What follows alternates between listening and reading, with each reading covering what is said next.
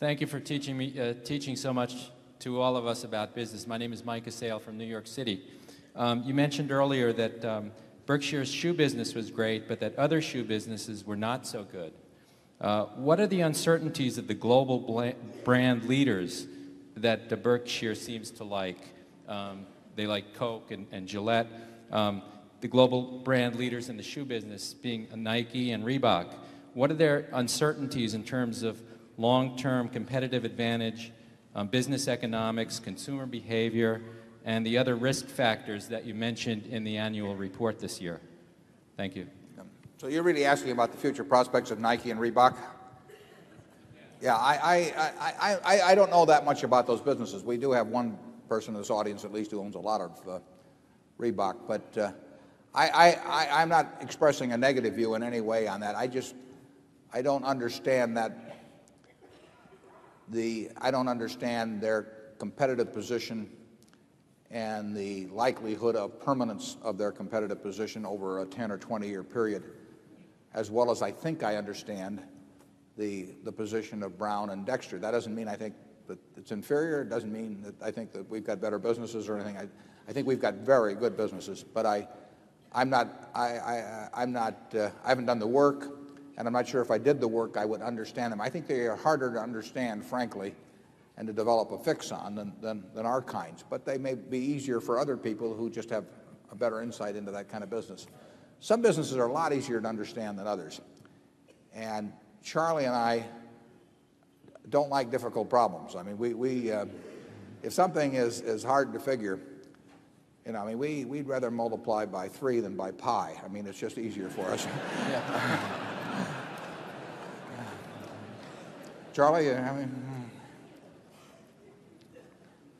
Well, that is such an obvious point, and yet so many people think if they just hire somebody with the appropriate labels, they can do something very difficult. That is one of the most dangerous ideas a human being can have.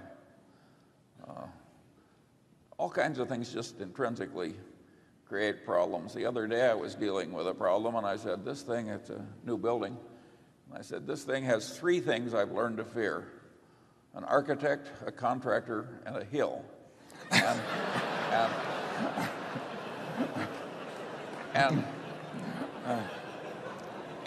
if you go at life like that, I think you at least make fewer mistakes than people who think they can do anything by just hiring somebody with a label.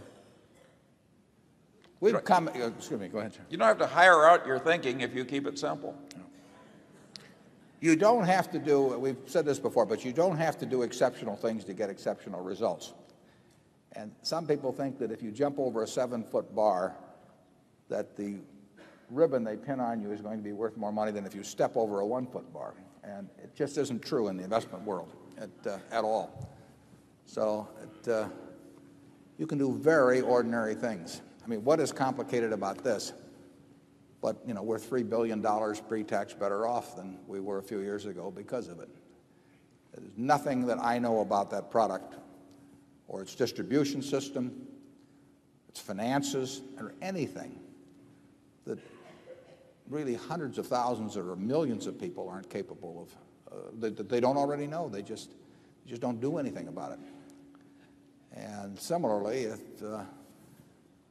if you get into some complicated business, you can get a report that's 1,000 pages thick, and you got PhDs working on it, but it doesn't mean anything. You know, what you've got is a report, but you won't understand that business, what it's going to look like in 10 or 15 years.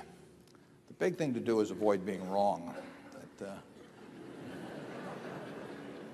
There's some things that are so intrinsically dangerous. Another of my heroes is Mark Twain, who looked at the promoters of his day, and he said, a mine is a hole in the ground owned by a liar. And that's the way I've come to look at projections. I mean, basically, I can remember Warren and I were offered $2 million worth of projections once in the course of buying a business, and the book was this thick. And for nothing. And we were given it for nothing, and we wouldn't open it. You know, we'd almost pay $2 million not to look at it. It's ridiculous. I do not understand why any buyer of a business looks at a bunch of projections put together by a seller or his agent. Or his agent. I mean, you can almost say that it's naive to think that that has any utility whatsoever. We just are not interested. If we don't have some idea ourselves of what we think the future is, to sit there and listen to some other guy who's trying to sell us the business or get a commission on it, tell us what the future is going to be, like I say, it's very naive. Yeah, and 5 years out. Yeah. We had a line in the report one time, don't ask the barber whether you need a haircut. And it's quite applicable to projections by sellers of businesses.